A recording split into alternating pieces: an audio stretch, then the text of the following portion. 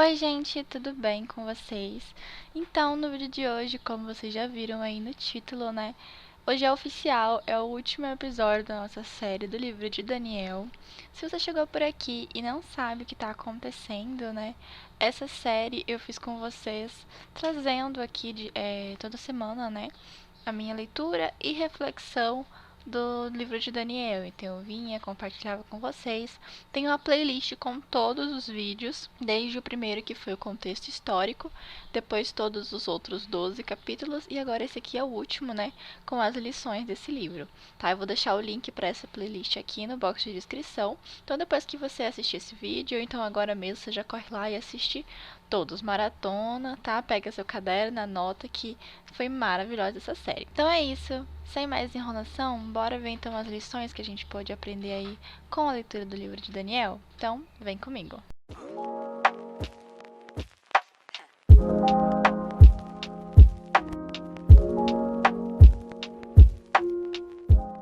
Eu separei aqui, então, 10 lições do livro de Daniel, mais ou menos uma de cada capítulo aí, tá? E aí eu vou lendo, então, elas com vocês e a gente vai comentando, então, um pouco. A primeira lição que eu trouxe hoje foi: não podemos deixar que o mundo influencie nossas escolhas e no nosso relacionamento com Deus. Essa primeira lição veio lá do primeiro capítulo de Daniel, né? Em que ele escolhe não se contaminar, né, ali com a comida do rei, a comida ali da Babilônia, e se alimenta apenas de verduras, né, faz todo aquele propósito ali, ele com os amigos dele, né, e Deus honra o propósito dele. Então, na sua vida espiritual, né, na nossa vida espiritual, vamos buscar sempre fazer a escolha certa, escolher Jesus, escolher a presença de Deus, escolher agradar a Deus, sabe, escolher fazer a vontade de Deus, e não deixar que o mundo venha influenciar nossas escolhas, não deixar que as coisas do mundo venham influenciar naquilo que a gente vai fazer, sabe? Não venha nos impedir de fazer a vontade de Deus. Então vamos guardar isso com a gente aí. A segunda lição é: a oração deve ser sempre a nossa primeira opção e não a última. Essa segunda lição é do segundo capítulo, né, que fala sobre o sonho de Nabucodonosor, aquele sonho que ele teve com a estátua, né? E então que Daniel foi orar para que Deus pudesse dar para ele a interpretação daquele sonho. E isso então ficou marcado para mim, que a oração tem que ser sempre a nossa primeira opção, a nossa primeira resposta diante dos problemas, não a última. Porque às vezes acontece, a gente, nossa, eu já fiz de tudo, agora só nos resta orar.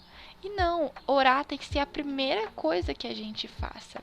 E se você já orou, fez de tudo, então só te resta o quê? Só te resta aguardar que a vontade de Deus aconteça na sua vida. Então sempre se lembre que diante de qualquer momento difícil, a sua primeira opção tem que ser sempre apresentar aquilo para Deus, falar com Deus, confiar e aguardar a vontade do Senhor na sua vida. É aquela coisa, né? Confia e espera que na hora certa o Senhor vem com a resposta para você. Amém? Vamos então para a terceira lição. Nossa fé deve permanecer inabalável diante das dificuldades e o nosso coração sempre disposto a aceitar a vontade do Senhor para as nossas vidas. Essa aqui é do capítulo 3, né, que fala dos jovens na fornalha, que eles ficaram ali inabaláveis. A gente pode morrer, mas a gente não vai se prostrar diante da estátua, e é isto, sabe? E aí eu fico pensando assim, eu sempre fico pensando, se a gente tivesse em uma situação parecida, será que a gente conseguiria? Porque às vezes em coisas bem menores a gente já não confia em Deus, né? Imagina quantas vezes na minha vida aconteceram coisas muito, muito menores do que a ameaça de ser lançada numa fornalha de fogo. E a minha fé às vezes não ficou tão firme. E se eu tivesse uma situação dessa? Mas então a gente tem que continuar confiando em Deus e permanecer inabalável e aceitar a vontade do Senhor. Se for da vontade do Senhor fazer, amém. Ele vai continuar sendo nosso Deus. Se for da vontade dele não fazer, ele vai continuar sendo nosso Deus, porque ele sabe o que faz e ele sabe o que é melhor para cada um de nós, para nossas vidas. Amém? Na quarta lição, a gente tem aqui então que o orgulho pode nos levar à queda, mas o arrependimento pode nos reerguer novamente. Essa lição foi lá do quarto capítulo, né? Lá de quando Nabucodonosor ficou como um animal ali por um tempo por causa do orgulho, mas depois que ele se arrependeu, né? Deus reergueu ele novamente ali, né? No trono dele e tudo mais. Não só o orgulho pode nos levar à queda, né? O pecado, entre outras questões, podem nos fazer cair na nossa fé, pode nos fazer ficar desanimados, pode nos levar para lugares assim terríveis, mas o arrependimento ele pode nos reerguer novamente, porque a palavra do Senhor mesmo diz que se nós confessarmos nossos pecados, nossos erros a Deus, nossas falhas, ele é fiel e justo para nos purificar de toda injustiça. Então, independente de qual seja a sua falha nesse momento, se você se arrepender verdadeiramente, apresentar diante do Senhor e falar: Senhor, eu me arrependo, mas se lembre, o verdadeiro arrependimento ele gera mudança. Então não é aquela coisa de me arrependi hoje, aí amanhã eu fiz de novo, e depois amanhã eu peço perdão de novo, e depois... Claro que se você tiver num loop desse, às vezes o que acontece é que a gente sente vergonha da gente, a gente sente vergonha do nosso pecado, e a gente fala: poxa, eu já pedi perdão tantas vezes, não vou pedir mais. Mas lembre-se que Deus nunca tá cansado de ouvir você pedir desculpa, tá? Então você vai e se arrepende, mas procura se arrepender verdadeiramente, se esforça, busca a ajuda do Espírito Santo para você não voltar a cair no seu pecado, no seu erro, sabe? Jejua, ora, busca mesmo o Senhor, mas mas evita, sabe? Luta contra isso. Uma coisa é você, tipo, deixar pra lá, e outra coisa é você estar lutando em relação a isso. Deus, ele é fiel, ele tá vendo ali que você tá lutando, que você tá se esforçando. Ele vai ajudar você e vai te perdoar e vai te purificar, tá bom? Só apenas apresente a ele, fale com ele, se arrependa verdadeiramente, que ele vai poder te reerguer de novo, tá bom? Nossa quinta lição é: nós precisamos ser referência de Cristo nesta terra. Esse daqui do capítulo 5 eu retirei lá daquela passagem da mão misteriosa, né? Que a mão misteriosa escreve na parede, e aí eles se lembram de Daniel.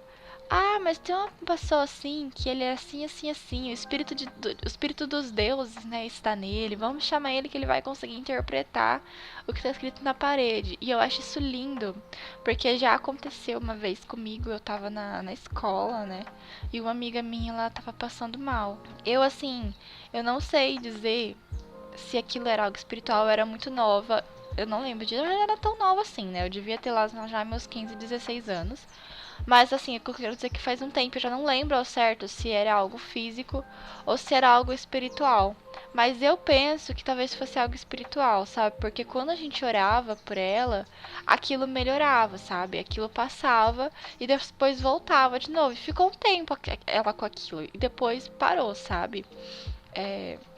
E aconteceu assim várias vezes de quando ela começava com aquilo, né, começava a passar mal, né, ela me chamava pra orar por ela. Ela pedia pra que eu levasse ela na igreja, porque eu tava na escola, que eu estudava na escola à noite, né, que era ensino médio, e na minha igreja tava tendo culto, né, naquele dia. Então ela pedia pra eu levar ela, e a igreja assim não era assim tão pertinho, né, assim pra ir de a pé, tipo 2 quadras.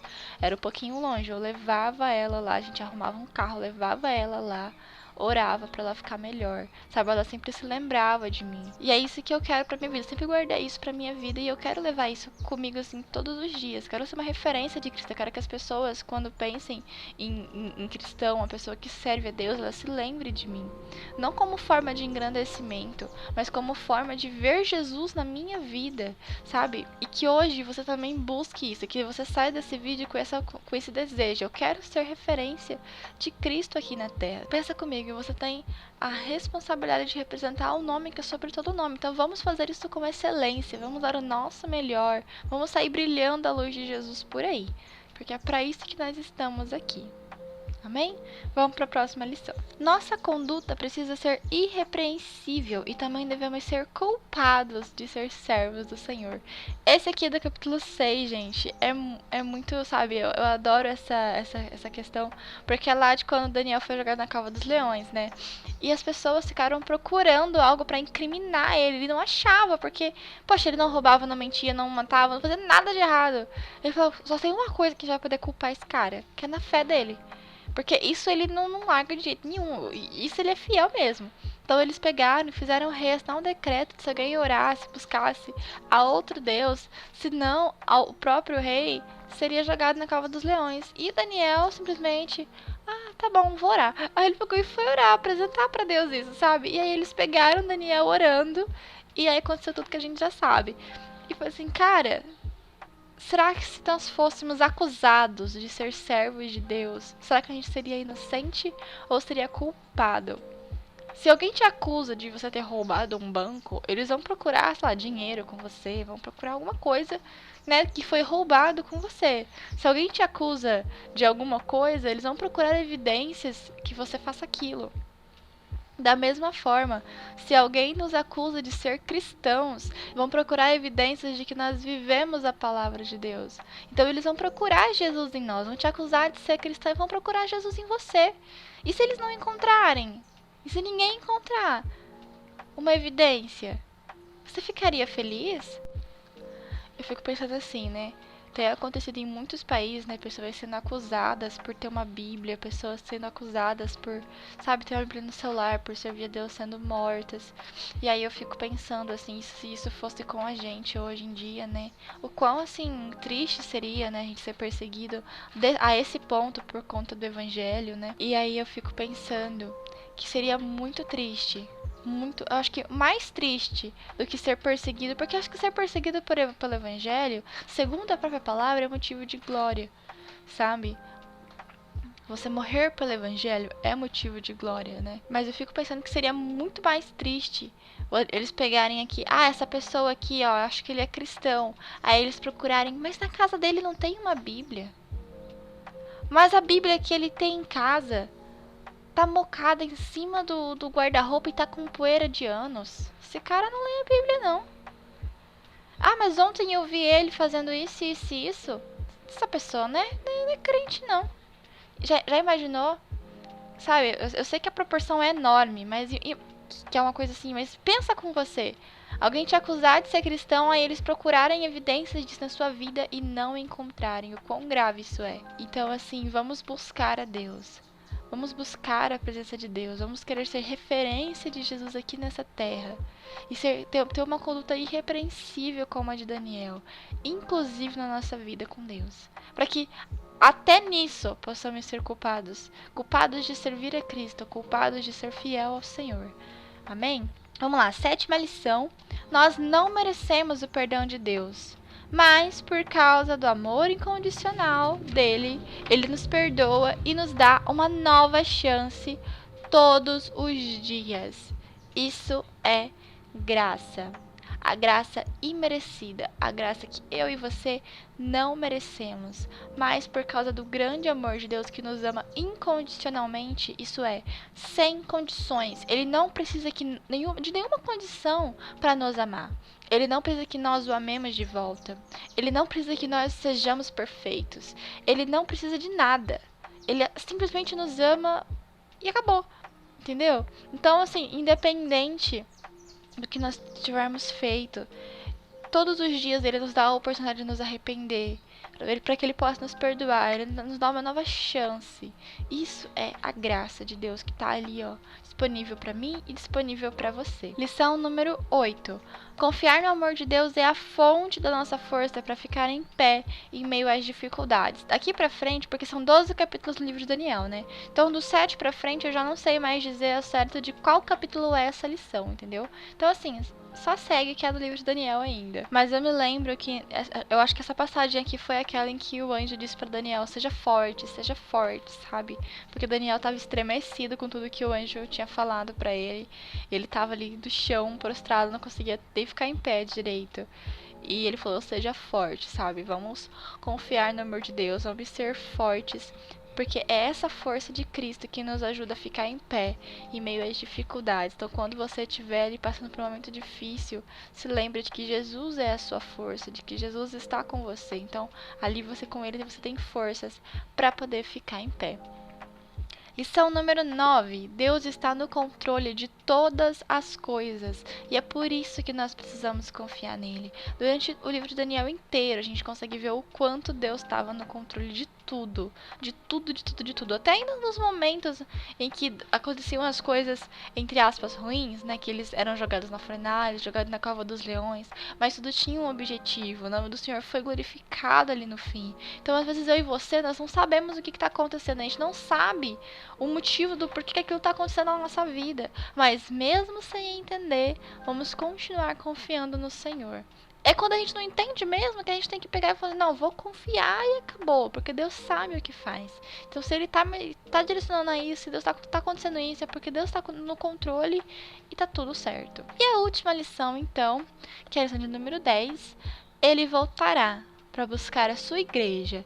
E isso não precisa ser motivo de pânico para nós, mas sim de alegria. Eu já falei sobre isso no capítulo 12, né? Na reflexão do capítulo 12, falei com mais detalhes, né, sobre isso. Mas não, você não precisa ter medo da volta de Jesus. Se você sente medo da volta de Jesus, ore sobre isso, apresenta isso para Deus. Talvez seja algo que você precisa buscar se consertar diante de Cristo. Talvez seja alguma questão relacionada à sua fé. Então ora, sabe? Apresenta isso para Jesus.